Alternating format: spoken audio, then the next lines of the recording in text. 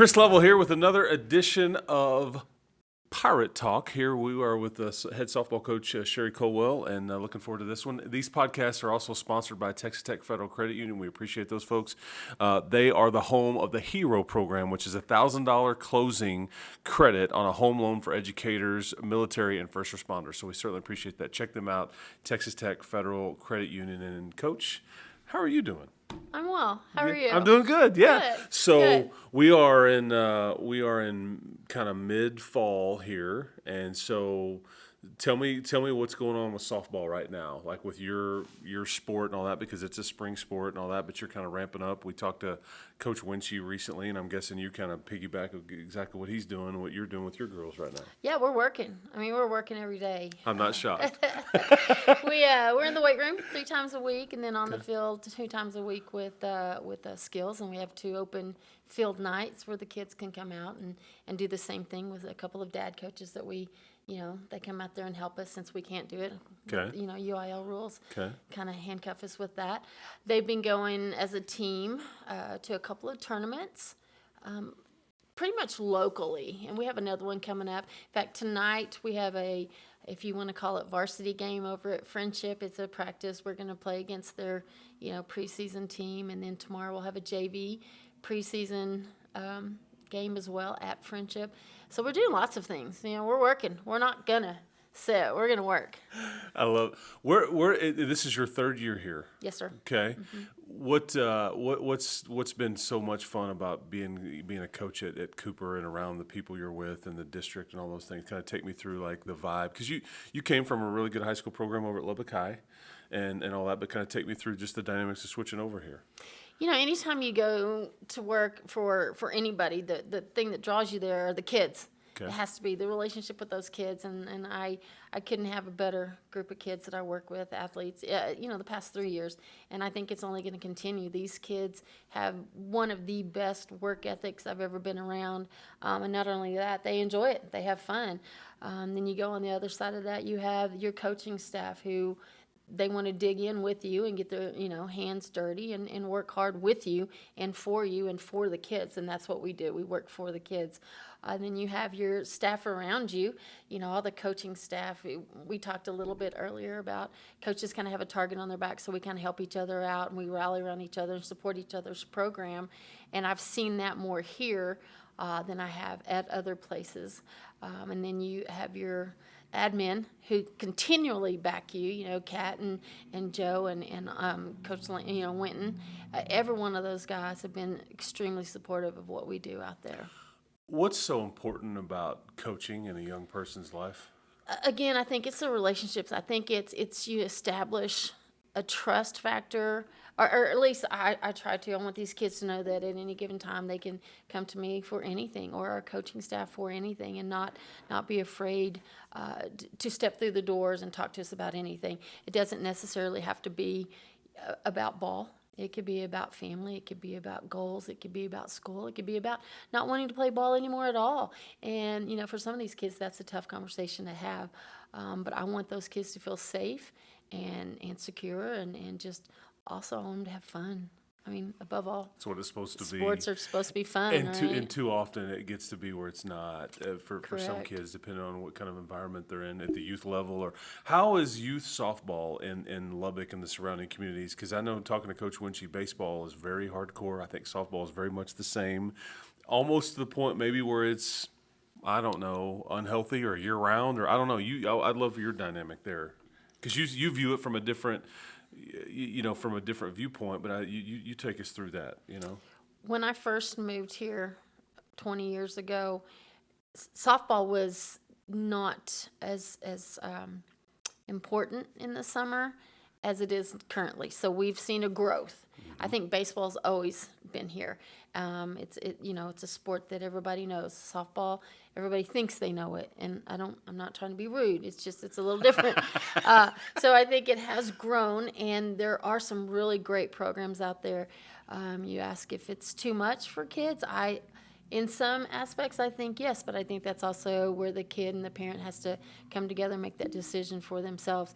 Is it too much for coaches? Sometimes, yes, I believe that it is. There's a lot of pressure being put on every coach to go out, and whether it's basketball, volleyball, softball, baseball, to go watch every single inning or down or, hit of these kids. And so I think there has to be a balance, just like in anything in life, there needs to be a balance. If it's good softball, totally on board. If it's bad softball, then we need to find another venue. So Yeah, and there is a difference. There yes, is sir. a difference. That's Absolutely. right. Yeah. How many kids do you have? How many girls do you have in your like kind of off season right now, like softball only, that are kind of that are with you right now? And obviously you'll have some other athletes that are doing other sports that'll join you in the spring. But how many do you have right now? Right now I have about 30, which is really pretty good because I only have about 6 or 8 crossover athletes, which is pretty unique actually. In other schools that I've been at, we share more numbers just because of the volume or the lack of volume, I guess, of athletes on the particular campus. So we've been very fortunate to have about 30 kids on a daily basis out there getting after it. How many make a team? I don't set a limit right now. It's just okay. Right, and it's ballpark. almost I'm probably going to look at about probably 16 on Okay. varsity. Okay. And then that way we can, and then we're going to develop the JV kids so that when we go to playoffs, we can bring those kids along for that varsity experience, that playoff experience, and just build a program from there. Speaking of playoffs, Yes, you sir. made it there last year. We did. That was a big deal. It was big, Yeah. and I know that sounds odd to say that. Well, Cooper goes every year. Well, and we should, and we failed to do that. I failed the first year here, and we had a little hashtag T-shirt that said "Never Again," and so last year we kicked up a notch, and everybody bought in, and it's really nobody's fault. I mean, I'll take full blame, 100%, because that when you're leading that ship, so to speak, then I'm the one that takes the helm and the blame and everything. But we got some stuff straightened out, and we righted the ship, and we're moving on. It's a process. It is, Yeah. I came in, I'm a little different to work with or to work under or to play under perhaps. But, the admin, like I said, Kat and Joe, they saw something in me, I think, and liked it, I hope, and backed me 100%. Dr. Bryant's been awesome, and with everything we needed for the softball program. So it's been good. It took us a year, but I'm glad we finally got there, and we're going to do nothing but go up. You're originally from Hobbs, New Mexico, and you've been in Lubbock for about 20-something years, because the city of Lubbock has just grown quite a bit, too. You've seen it change dramatically. Amazing growth here. Yeah, Yes, sir. Yeah. And is it fair to say the level of athlete that you have now is different than when you first started getting into this? Just in general, not just that you get to coach, but just that you're competing against. Oh, I think so, absolutely. Well, you look at all the tools and the avenues that these kids can take to go get the outside training or the equipment. When I was growing up, and I know this, we talked a little bit about age, but I swung a wooden bat, for crying out loud, and now we've got bats that are $500 a piece that make you a better hitter. But I just think that there's a difference in athletics across the board. I do think, though, that for the most part here, you're going to see a kid that if they're in athletics, they're there for the right reasons, and that's what makes coaching special. You mentioned your staff, Hannah Limmer. I think Coach Rhodes helps you a little bit, or is going to help you a little bit. Take me through kind of your staff that you're surrounding yourself with. Right. Well, Brennan Rhodes is my varsity yes, assistant, okay. and he was instrumental last year. We, my first year here, I had a staff, and Caitlin Anderson was on that. Yes. And then last year I had a new staff with Brendan coming in, and Caitlin got to stay with us. And then this year I have another new staff. So we're kind of a revolving door over there as far as assistants go, and that's not necessarily a bad thing, because I say kids, they're not kids. The young coaches that are around me, they like to work, and they go to work, and Brennan has bought in, and he brought a lot to the table last year, and we get him again this year. And Hannah played for Lubbock-Cooper years ago. I coached against her, so she's going to bring a lot to the table. We also have Ariel Dickerson this year, and she's going to come in with her knowledge, and that's a good thing. We have 4 this year on staff versus 3. And one extra body can be the difference when you have that extra set of eyes when we go to two different places. And will you have enough girls where you have a freshman, a JV, and a varsity, or do you have multiple JVs, multiple freshman teams? Kind of take me through that dynamic, or do you even know yet? Well, for softball, typically it's JV varsity only. Okay. And it always has been. There were a couple of years where I have had enough numbers, and here in locally that some of the other schools have had enough numbers that we had a freshman team. Okay. And then it just kind of fell by the wayside only because of the lack of games and other schools that have that number of kids. So it's not typical that you have a freshman team. Okay. So what we do is my assistant coaches have done a really good job getting all those JV kids in and getting as many reps and as many innings in as they can. We've even changed the format where you go 3 outs or 5 runs, whichever comes first, throughout the district so that the kids can roll over and get out there and not just, play for an hour and a half and get in 2 innings. I don't think that's fair to those kids. It's not fair to the parents who, trust us with their kids and the time. And so we're trying to be really respectful of that.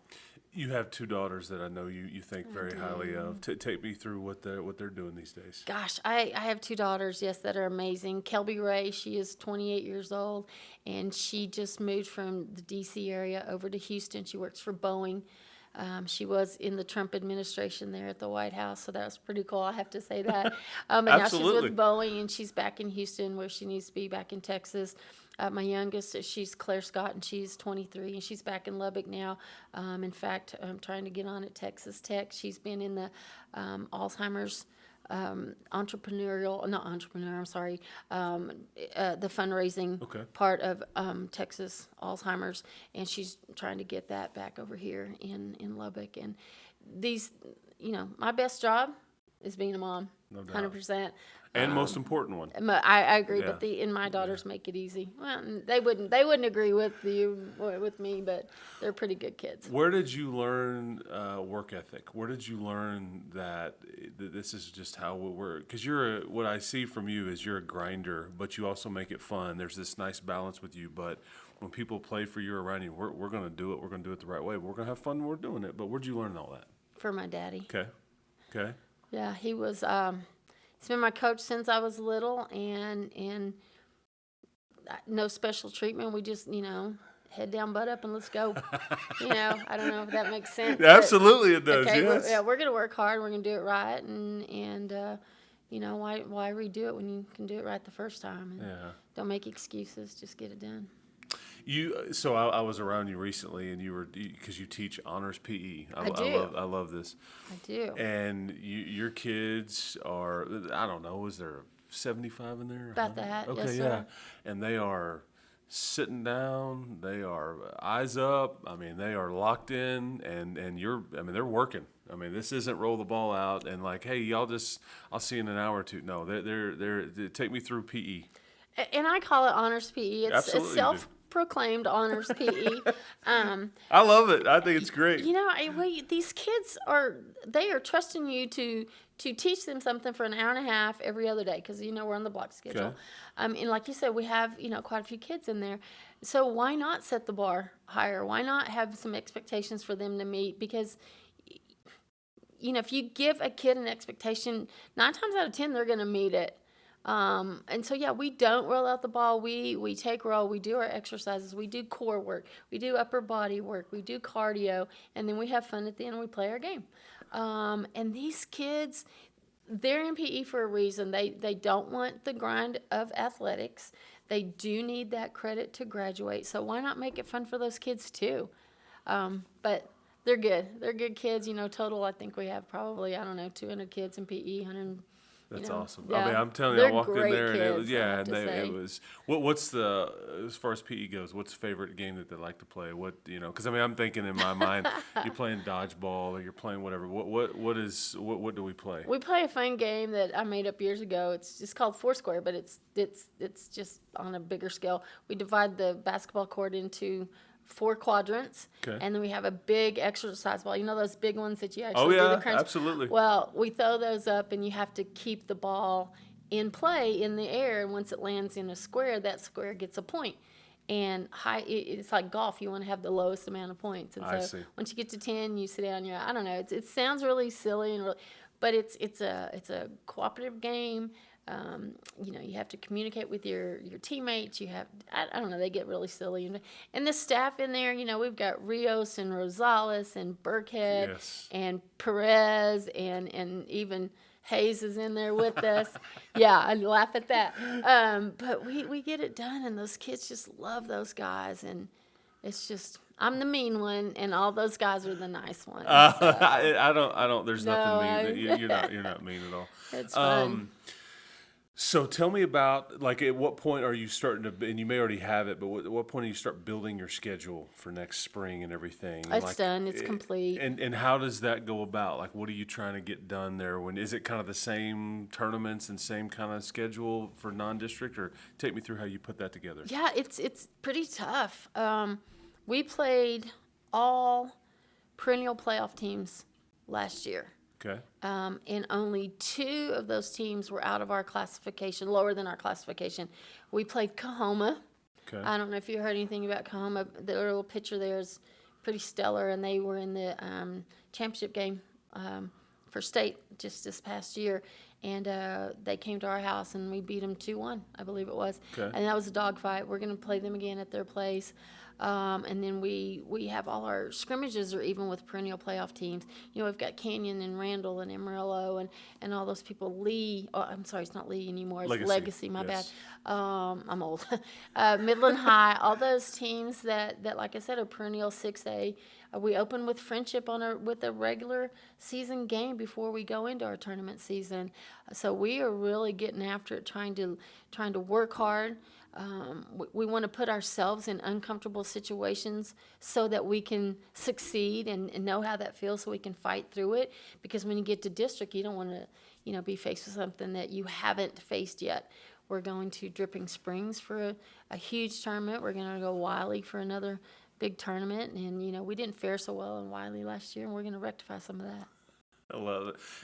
That's been a theme, and everybody that I've talked to is that when you start putting schedules together, this is a school and an athletic department that, man, we're not here to build up, a bunch of wins that are meaningless. We're going to go push ourselves and try to play the best and push ourselves. And you know what? We'll be better for it. And it sounds like that's what I'm hearing from you too. I believe that. I mean, we didn't have a huge win-loss ratio. In fact, I think we were right at 500 when it all was said and done. But when it counted in district, which is all that really matters. That's what we, that's what we did. We made playoffs that way. We had a lot of little girls last year. Now, when I say little, I mean young. We started 4 freshmen, and 2 of them were on the mound, and that's tough when you go and you play those big 5 and 6A perennial playoff teams. And we took some lumps, but. That's what you're there for, though. Yeah, there's a payoff, and you would think. Yeah, you get out, you're looking at the playoff scenario, and you're out there, and you've got a freshman on the mound, a freshman behind the plate, you got a freshman, and it's just crazy to me how these kids stepped up, but had they not been pushed earlier on, they wouldn't have been able to do it. Yeah, too often we parents or coaches sometimes try to widen the plate, make it easy on everybody. Instead, it would probably should be make it harder on them. I'm gonna run it. Yeah, I'm gonna run it like college. I'm gonna run it like if you want to go and play beyond high school, then you need to know what's going to be expected of you, and that's how we try to run it. If Sherri Culwell wasn't coaching softball right now, what would she be doing? Oh gosh. I would be crawling out of a dumpster because, no, truthfully, I'm a dumpster diver. I refurbish furniture. You thought I was going to go somewhere else with that, I was right? like, what in the world is that? Yes. I like to do all that stuff. Okay. I refurbish furniture.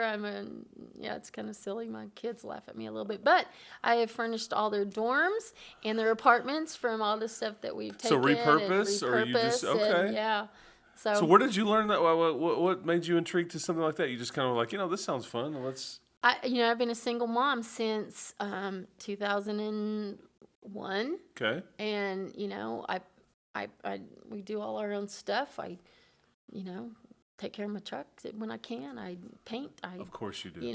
Cook. Whatever it is. Yes. So it was out of necessity, and then it became just fun. Okay. And, trial and error, but it's fun. So maybe after I You'd open up retire like in your 50 own. years, Yeah, that's what I can do. I hope So, you don't retire anytime soon. No. Halloween is coming up. Yes, Spooky. and so if somebody comes to your house and they trick or treat, what are you giving them? Cat food. No, I'm just kidding. Um, just kidding. It was a joke. Just kidding. I don't. If I showed up to your house and said trick or treat, and you handed me a cat food, I don't know. I'd be like, okay, this is yeah. No, the kids tease me all the time. They say, well, you're going to hand out toothbrushes and stuff. But no, man, I like candy too. So probably just candy. Just Reese's probably is my favorite. Oh, Reese's peanut. There Yep. you go. There you go. Reese's Candy peanut corn, butter. yes or no?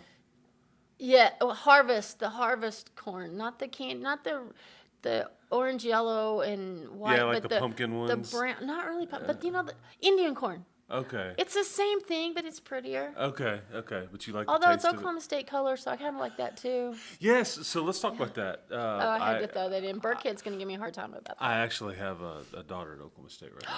Yes, she's a freshman at Oklahoma State. bless Yes, you. I lost her to the Pokes. Oh, you but gained you- so much, though. No, that's right.